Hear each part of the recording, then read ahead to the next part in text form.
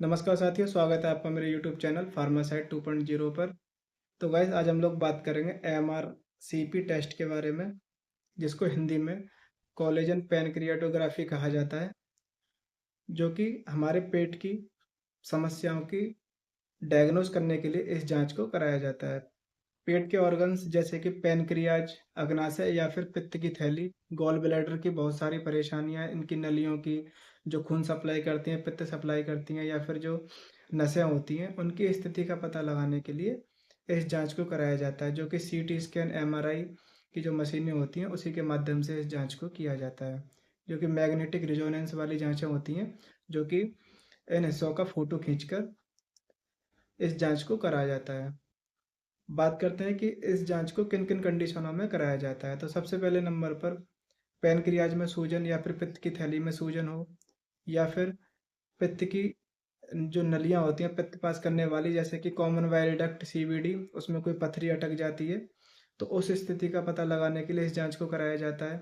या फिर पित्ताशय या फिर जो पैनक्रियाज होता है उसकी जो नलियां होती हैं उनका सिकुड़ जाना, फैल जाना, या फिर उनमें कोई रुकावट होना, इस पोजीशन का पता लगाने के लिए भी इस जांच को कराया जाता है। और इन दोनों ही ऑर्गन्स में कैंसर वगैरह की स्थिति का पता लगाने के लिए इस जांच को कराया जाता है।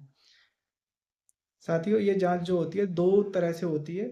जो एमआरआई ये होती है दो तरह से की जाती है, जिसमें सबसे पहले नंबर पर आते हैं क्लोज्ड बोर एमआरआई और open bore MRI. Closed bore वो होती है जिसमें एक मशीन, जो आप स्क्रीन पर देख रहे हो, जिसमें एक गुफा की तरह मशीन होती है, उसमें मरीज को सिर के बल लिटाकर अंदर की तरफ एक ही पोजीशन में छोड़ दिया जाता है और उसी पोजीशन में उसको रहना पड़ता है। इसको क्लोज्ड बोर बोलते हैं। और ओपन बोर एमआरआई में आपके ऊपर और नीचे चुंबकों का इस्तेमाल करते हैं और ऊपर से खुला छोड़ दिया जाता है। तो ये ओपन बोर वाली एमआरआई होती है।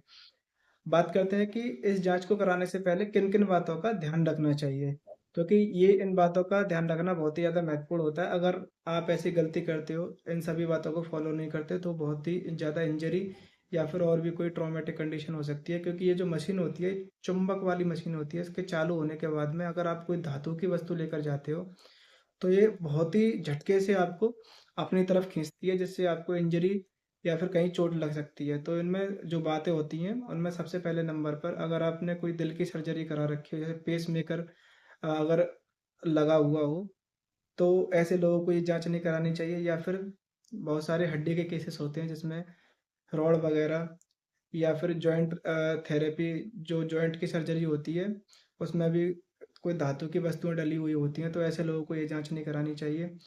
जिन लोगों को एलर्जिक कंडीशन है, जैसे कि अस्थमा या फिर हे फीवर, जिनकी राइनाइटिस वगैरह की कंडीशन हो, या फिर किसी खाने पीने की वस्तु से एलर्जी हो, तो वे लोग भी डॉक्टर्स को एक बार बता दें कि भाई हमें इन सब चीज़ों से एलर्जी है, इस जांच को कराने से पहले। या फिर जो लोग कान की मशीन लगाते हैं सुनने के लिए, तो उस मशीन को निकाल कर ये जांच करानी चाहिए।